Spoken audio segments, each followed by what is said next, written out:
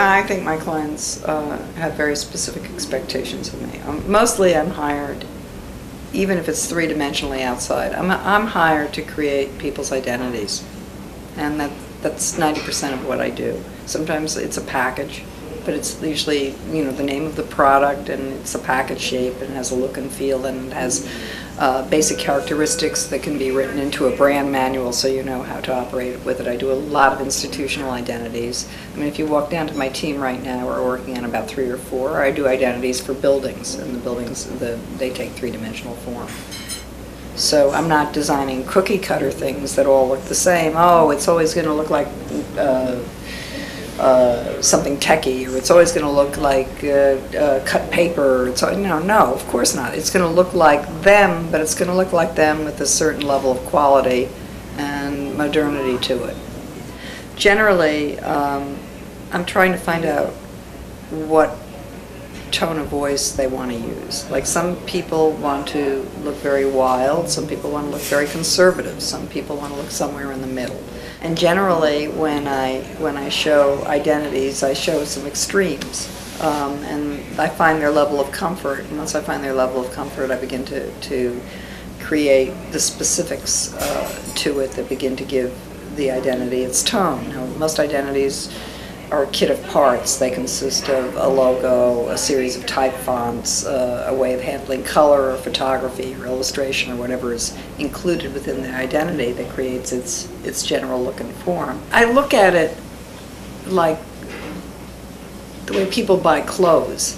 You know, everybody has to wear this dress that you're making, and they have to feel comfortable in the dress. And you know, some people look at a fabulous red dress and think, God, I'd love to wear that, that's gorgeous, but you're just not the sort of person who puts that on. You really want to wear the black dress, you know, and you look great in the black dress too.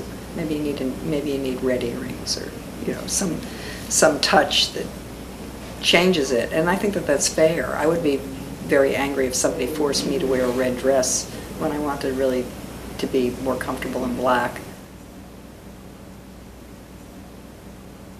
Some of it I simply responded to it. You know, like, I was mostly asked. I mean, I never pushed myself into the position. It was, I would get asked. I remember the first talk I ever gave, I think, was in Boston, Massachusetts, and at some school. I was still at Atlantic Records, so it was 1974 or 1975.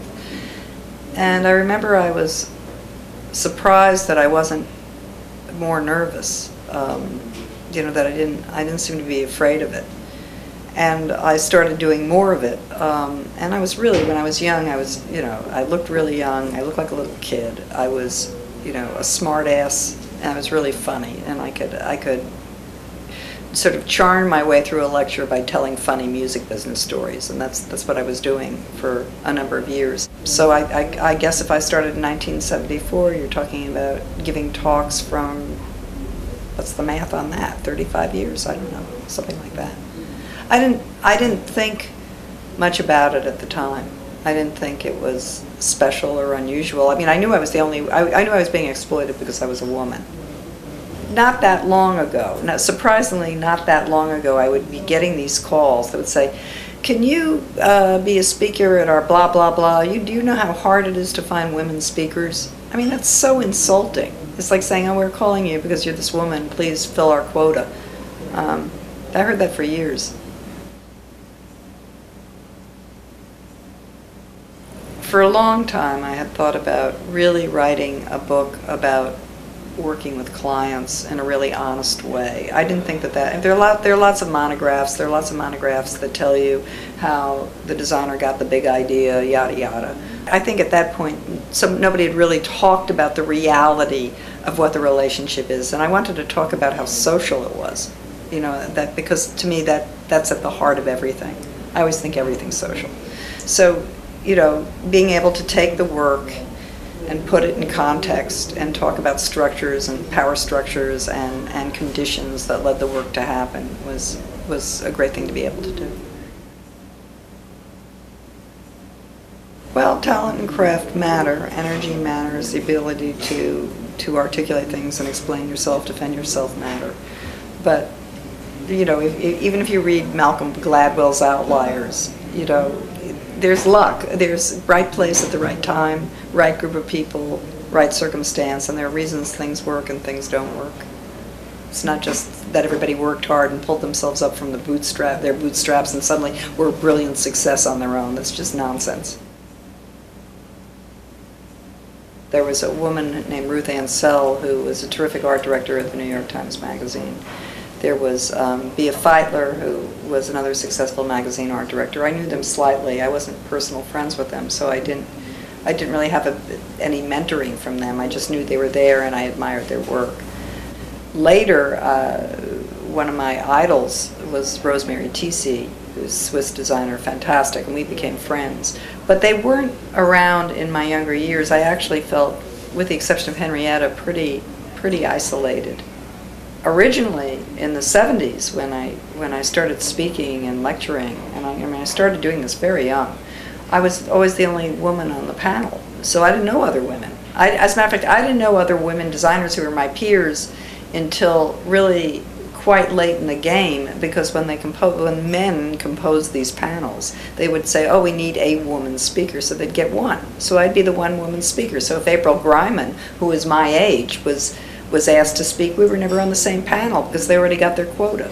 There were women working who were, there's Cheryl Heller, who we became friendly. She had an advertising agency in Boston. But they weren't mentors. I mean, they were people I got to know as I went along. Now there are many, many more. There's so many more women working. What was really odd in the 70s, what I remember, is that there used to be reps who sold illustration and photography, and they would make house calls. They would come up to the record company and they'd have portfolios, and they were dressed up for the art directors, who were men.